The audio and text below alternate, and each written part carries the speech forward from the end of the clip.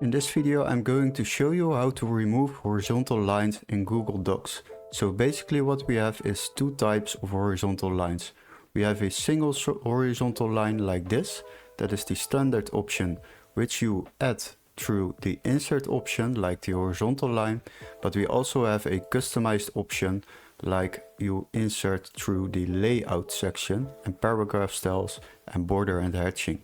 So for the first one, if we would like to remove this one, we will select it and then we just use backspace. Now it's removed.